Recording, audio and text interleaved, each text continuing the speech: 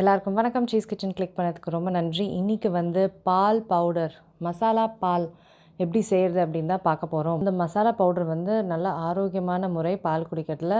ஆரோக்கியம் மட்டும் இல்லை, நல்ல டேஸ்ட்டாக இருக்கும். ஸோ இந்த மாதிரி பால் கொடுத்திங்கன்னா எல்லாருமே வந்து விரும்பி சாப்பிடுவாங்க. இது ரொம்ப சிம்பிள் செய்கிறதுக்கு. இது எப்படி செய்கிறதுன்னு பார்க்குறதுக்கு முன்னாடி மறக்காமல் சீஸ் கிச்சனுக்கு சப்ஸ்கிரைப் பண்ணுங்கள், லைக் பண்ணுங்கள், உங்கள் நண்பர்களுக்கும் இந்த வீடியோ ஷேர் பண்ணி விடுங்க. இப்போ வாங்க வீடியோக்குள்ளே போகலாம். இன்க்ரீடியன்ஸ்லாம் வந்து வறுத்துக்க போகிறேன். வறுத்து தான் நம்ம வந்து இந்த பால் பவுடர் செய்ய போகிறோம்.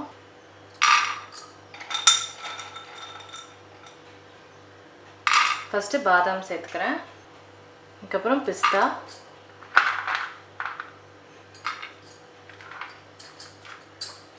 அதுக்கப்புறம் முந்திரி, அதுக்கப்புறம் ஏலக்காய், அதுக்கப்புறம் சோம்பு. இப்போ நான் அடுப்பை ஆன் பண்ணிக்கிறேன். இதுங்களை லைட்டாக வறுத்துக்கணும். தீச்சாதீங்க, இல்லைன்னா ஒரு மாதிரி ஆகிடும். லைட்டாக நம்ம வறுத்துக்கணும். மீதி இன்க்ரீடியன்ஸ் வந்து அப்படியே மிக்சியில் கிரைண்ட் பண்ணும்போது நம்ம வந்து சேர்த்துக்கலாம். இது மட்டும் வறுத்து சேர்க்கணும். நல்லா வறுப்பட்டுடுச்சு. இப்போ இதை வந்து மிக்சியில் சேர்த்துக்க போகிறேன்.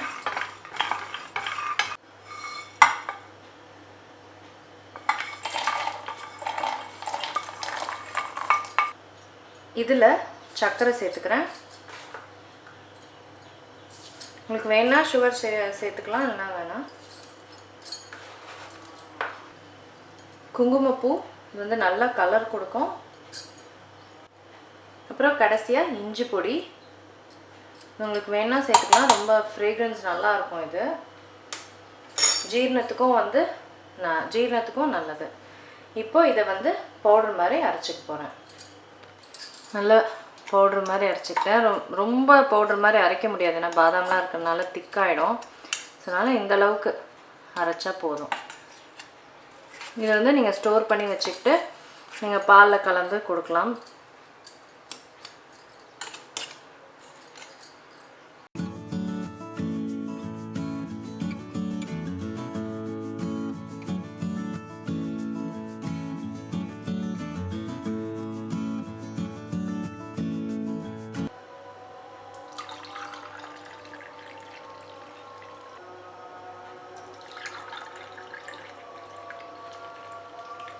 அவ்வளோதாங்க, மசாலா பால் முடிஞ்சிருச்சு. கண்டிப்பாக ட்ரை பண்ணி பாருங்கள். ஒரு நல்ல ஹெல்த்தியான ஒரு ரெசிபி. பால் வந்து இந்த மாதிரி குழந்தைங்களுக்கு கொடுத்திங்கன்னா விரும்பி சாப்பிடுவாங்க.